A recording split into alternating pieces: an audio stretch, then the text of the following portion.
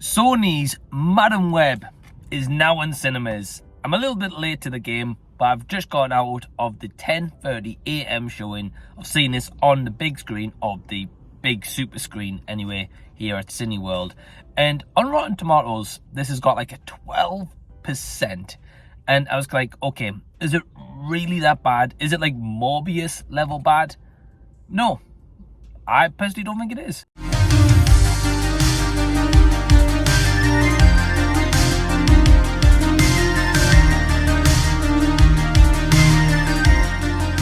Hey everyone, what's going on? Welcome to the channel and thank you so much for taking your own time out to check out my review. My name's Mike if you're brand new here, or if you're returning, welcome back once again. Feel free to hit the red subscribe button down below to see more early videos, reviews and all sorts of content. So yeah, Madam Web has been getting absolutely trashed. Madam Web I don't think deserves 12% on Rotten Tomatoes. Now, do I think this is a great movie? No, absolutely not. Do I think it's utterly garbage like some other hood that I watched last year? Absolutely not. Definitely no.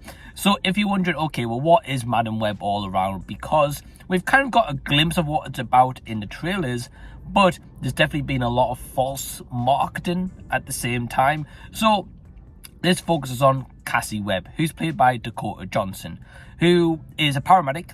She starts getting signs of kind of being a clairvoyant, so to say. And as these kind of clairvoyancy kind of visions start to happen, she starts to see a character called Ezekiel Sims.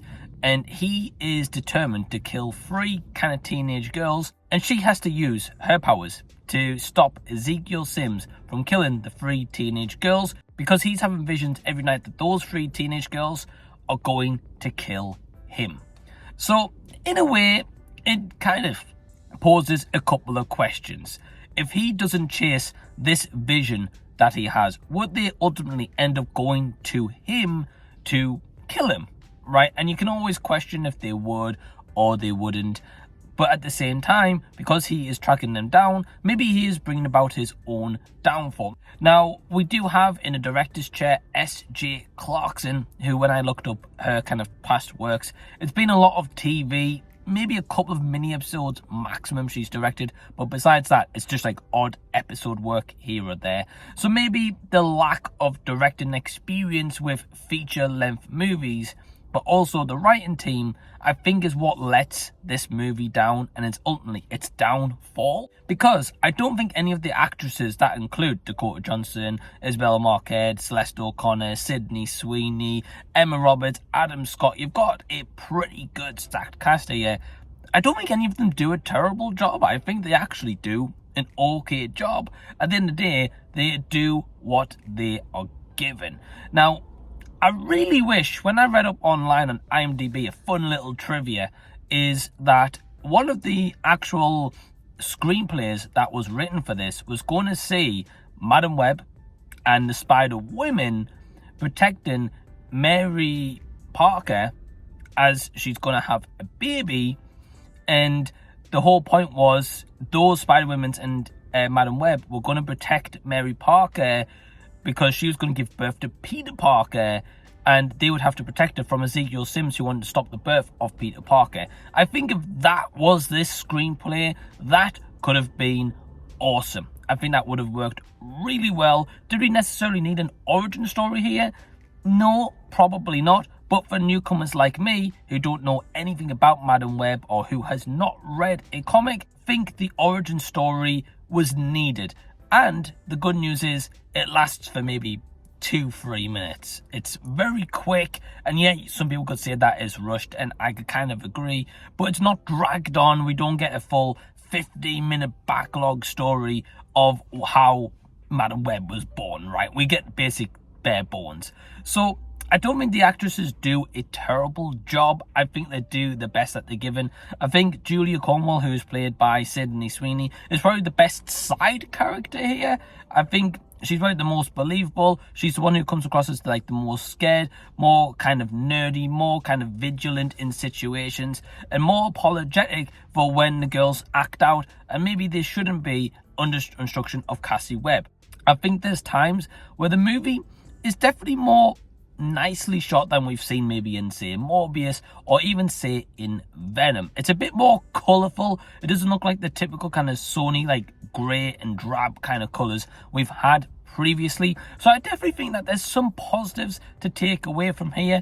There is some action set piece moments for people who just like the action set piece moments that are okay. I can't say they're utterly fantastic and I was riveted and my socks were blown off my feet because they were that great, but they were okay for what they were. And it just depends on how you view this movie, right? If you are going to critique this movie and you think, right, it's utterly garbage, it's predictable, the CG is just atrocious, everything like that, you're probably going to pan this movie. So people who have been panned, I understand. Nothing against that whatsoever. But for me, I really don't see it as bad as everyone is making this out to be. But if I'm going to go into some of those negatives where I feel like the movie does falter and doesn't live up to maybe, say, a potential that it could have had, yeah, there is some really dodgy CG moments. You can tell they're on a blue screen, which Dakota Johnson has said in articles that she's never worked with a blue screen before and seen all these fake explosions, right? So straight away, you can tell it's fake explosions. Even in this like warehouse scene that was supposed to be kind of like a big kind of climatic battle in a way, you can tell it is just fake. And it looks that as well, which is a shame.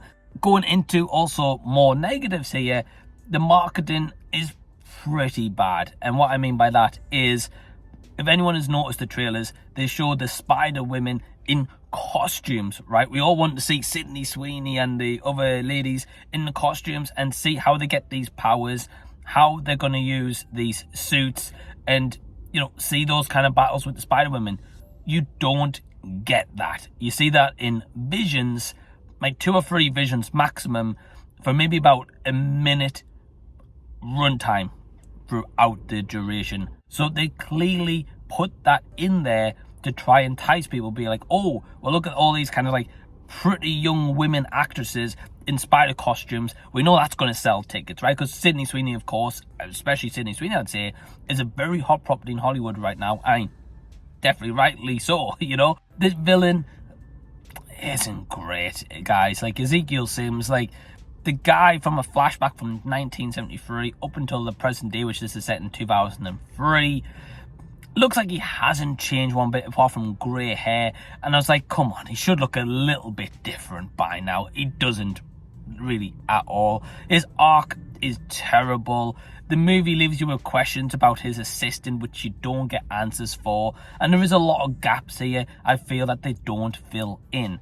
So ultimately, Madam Web wasn't fantastic, but at the same time, wasn't terrible. My score for it would be a 2 out of 5. I thought it was, you know, kind of okay at best. A few positives for sure, but ultimately isn't one that, you know, I'm going to rush and rewatch again. So I hope that you've enjoyed this review. Really appreciate you taking the time to listen to my thoughts. If you have, certainly give it a thumbs up. Subscribe by clicking the red button down below.